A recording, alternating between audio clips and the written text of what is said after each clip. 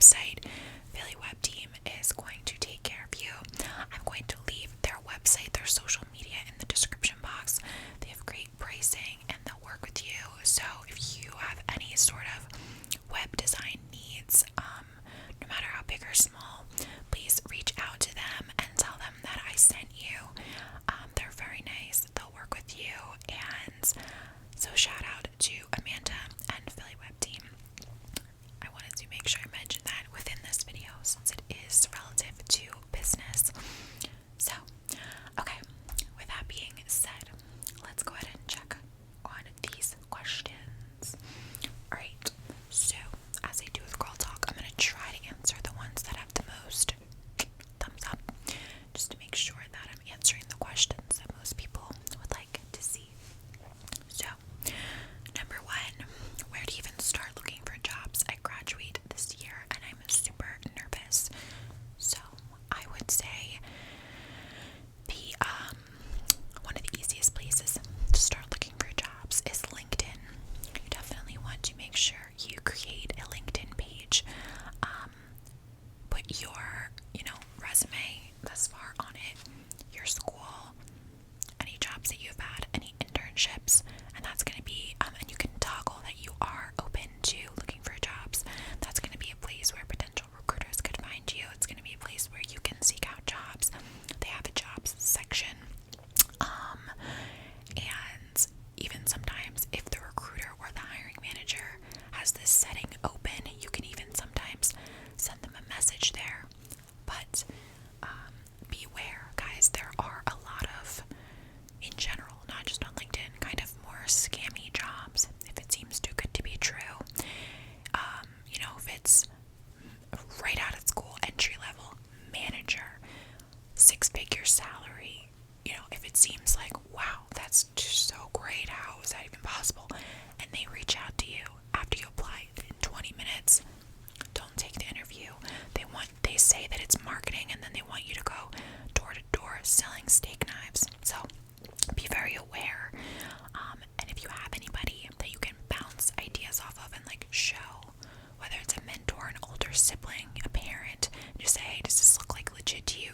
Somebody who's with it.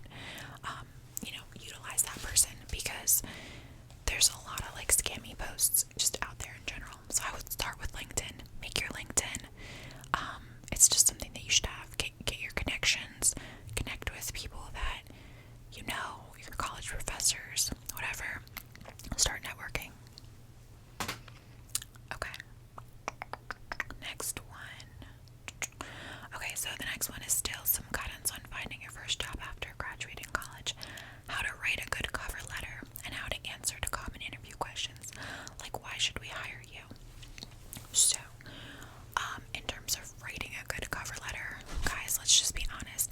Writing a cover letter blows, okay? It's so annoying because it's supposed to be, something that is that extra personal touch rather than you just throwing your resume at a job posting. But the reality is that it's hard to make a custom cover letter for every job you apply to, especially when you feel like, it takes time. And, sometimes you're like, what are the odds that they're even going to look at this? And what are the odds that they've already hired somebody for this job and they're not even going to see this? This is a waste of my time. It's easy to get into your head that way.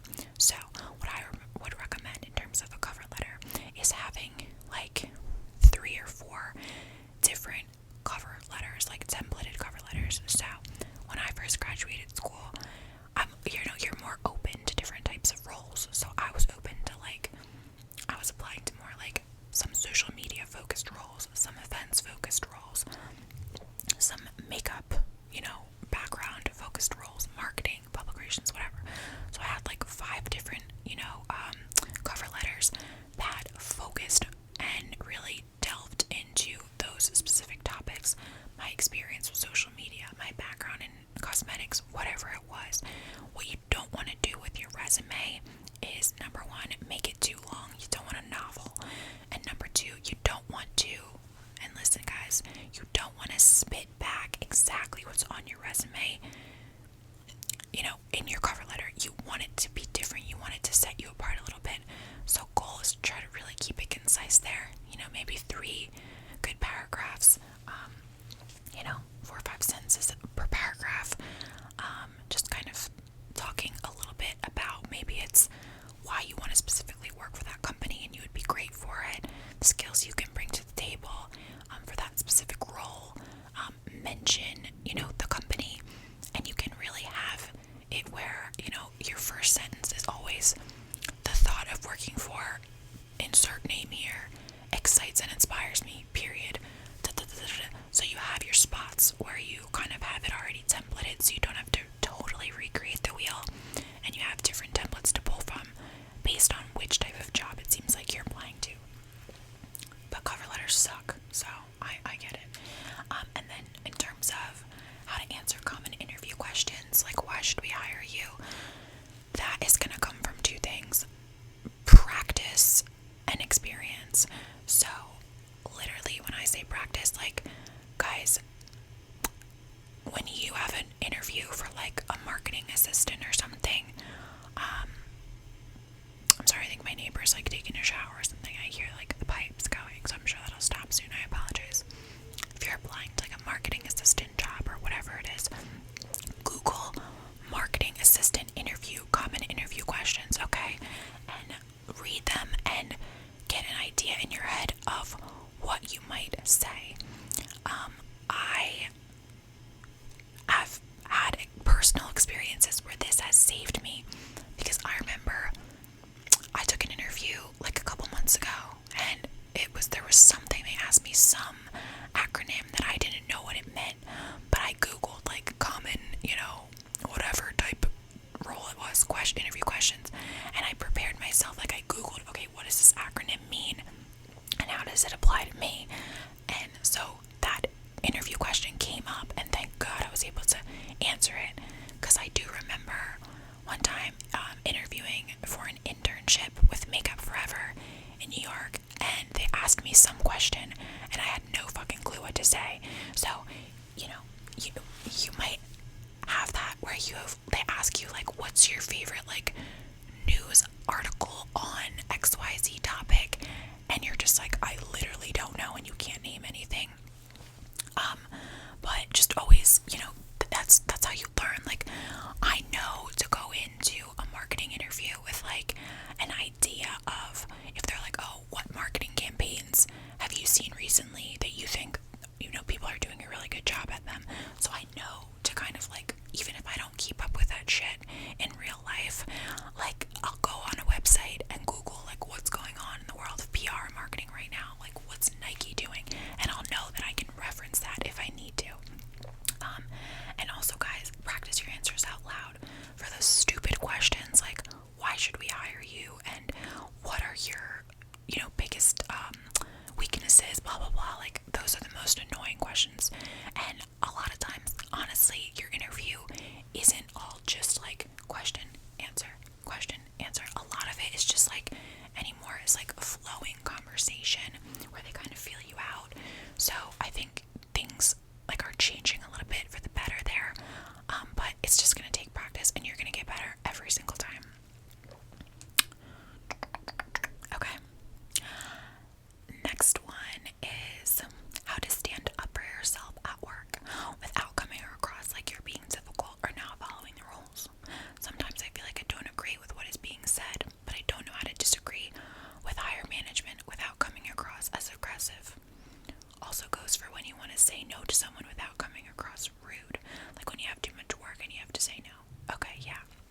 So this is something where you kind of have to really, it's so situational, and you really just have to, like, if something happens that pisses you off and that you disagree with, like, okay, I know that,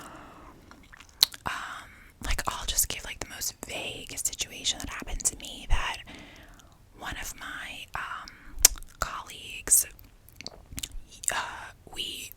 we would write emails, like marketing emails, and for different brands, and we each owned different brands, and I owned one brand, she owned another. I had written my marketing email for my brand, and it was ready to go, and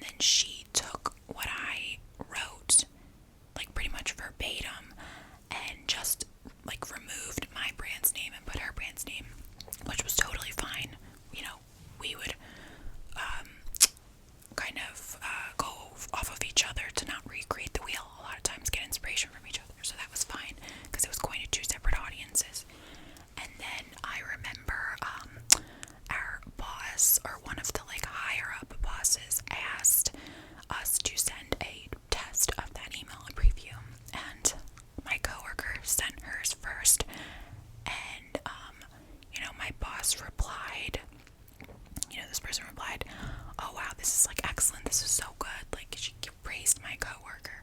And then I sent my test email, which, my it was the same email, and I got back an email that, the copy, the writing, the text in my email was bad, and it was fluffy, and it was terrible, and whatever. And my jaw, guys, like fell to the floor. I was like, my colleague, she took my email and used it. I wrote that and she got praised for it, but when I sent you the same thing, you said it's bad. So I had to stop and think to myself, okay, like, what am I gonna do here? Because this person that said this to me is very high up in the company, and I have to be careful with how I'm speaking to them. But also, what they just said was total BS, right?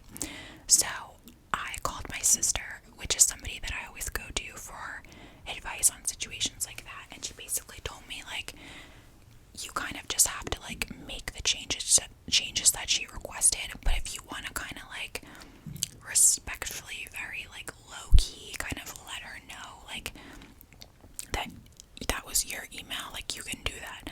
So I made the changes she requested, sent her a new test, and I said, hey, I made these changes. I did just want to let you know that, Jane, used my email or whatever, however I said it. I said sometimes we pool resources so we don't reinvent the wheel, whatever.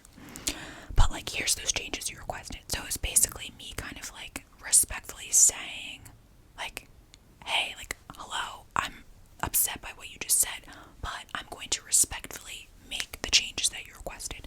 So, she, I don't think, liked that and came back to me and was, like, snippy again and was really never happy with my work on that email. And I just, like, after her second email being, like, didn't like it, I dropped it, okay? Because I knew that, like, at that point, you can't, like, it's not going to do anything for me to say anything. It's only going to hurt me. So there's really a fine line between standing up for yourself and then remembering that, like, if you get too aggressive with people or you push people that are in high places, you might end up hurting yourself more. So I know that was a very long-winded answer, but I feel like an example was important for that, because, at that point I knew, no matter what I said, like, it wasn't going to make a difference, and I didn't want this person to feel like I was challenging them. So I just kind of went along with the changes. I tried to do what she wanted me to do because she was in a very high, like, seat at the company, and it is what it is. Sometimes you just have to bite your tongue. So as much as, guys, I'm, like, an outspoken crazy person on YouTube, like, I'm very, like, respectful at work because it's just different playing field there. So just understand that. But that being said, I cried about that, like, cried, all, like, that night. Like, I was so upset by that situation. There was so many other things going on, and that was kind of the cherry on top. But I ended up, leaving that job because there was one too many of those situations. So when you feel like you shouldn't feel like you need to stand up for yourself all the time at work. And if you do, then you're probably not in a job that's the right fit. So you might just want to sit down, shut up, quietly look for another job, and then get the heck out of there. You don't want to burn any bridges. It's not worth it. You never know when you might need those relationships down the line. Okay, next one. Does work ever leave you feeling completely drained and overwhelmed? If so, how do you get over that and improve your mentality about your job? 1000% work leaves me overwhelmed and completely drained. I actually have been very anxious and overwhelmed the past week because I have a lot of things going on at work. I had a conference today, digital conference. I have a lot of other brands that I'm launching, and I found myself, like, waking up, and as soon as I wake up, I'm like, oh my god, what do I have to do today? So how do I get out of this mentality? So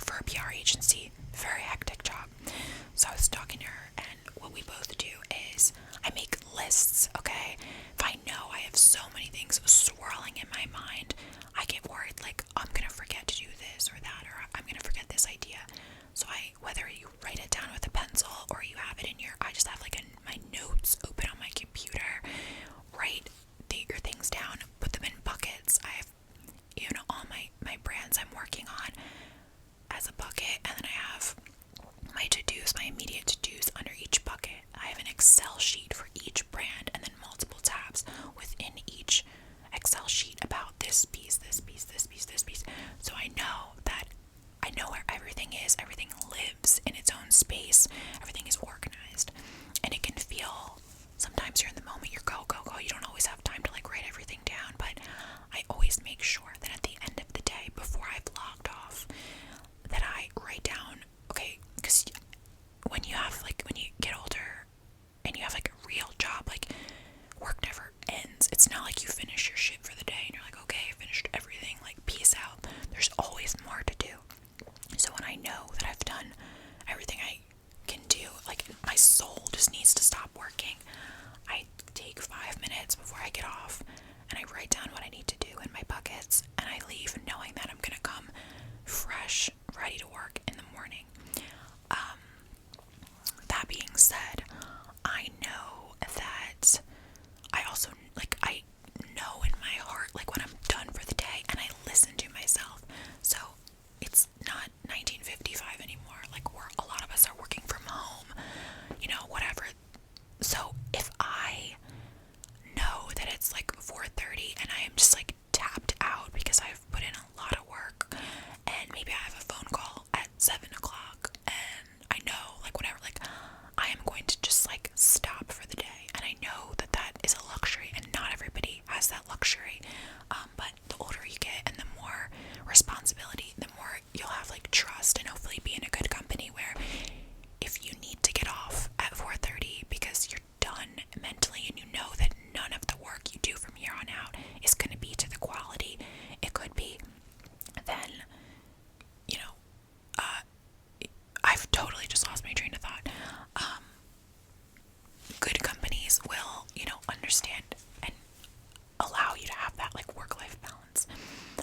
So yeah, when I feel overwhelmed, I try to organize myself. I try to step away. I try to really take the weekend to have fun, go crazy, and wine helps too. So, okay. How long am I at for time right now? Oh my god, is that 30 minutes? Oh no, it's 22 minutes. Okay. How did you know what you wanted to do? I'm in high school and I'm so confused what I should major in / what type of field to go in. And having a 9 to 5 sounds so scary. I would really appreciate any advice on how to figure out what I should do. Love you. Love you too, Alana. So basically, it sucks that like we have to figure out like what we want to do by the time we're 18 and like go into a major for it, because it's so hard to know what you want to do. Basically, I just knew like what I was good at, and I kind of went towards that. Unless you have a firm, exact passion and you're like, I want to be a firefighter, I want to be a nurse, you need to and you should do something that like you're good at. For me, I'm never going to be an accountant. I'm never going to be a mathematician. It's just not going to happen. It's not in the cards for me. My brain doesn't work that way, and like I don't have the passion for it. So why go into a random career in economics or math or accounting or whatever just because some old person told me that it makes money? So no. So if you truly have no fucking clue what you want to do, pick a major that is just like general, like communications. If you know that you're like a semi-good like writer, or you could potentially do PR, events, marketing, whatever. If you are like, if I'm gonna make it so basic, if you feel like you don't have any clue what you want to do and you want to know what to major in, if you are more creative brain, writing, things like that, communications or corporate communications. If you are more math, brain, business, there you go, there's your major. Then spend time in college talking to your teachers, talking to your career counselor about what career opportunities there are for you in that major, what's out there. See if you can volunteer, see if you can get an internship. I knew that I wanted to do a 9 to 5 job specifically because I worked for 6 years doing, food service, retail, babysitting, all that. And I knew I wanted a job that was Monday through Friday.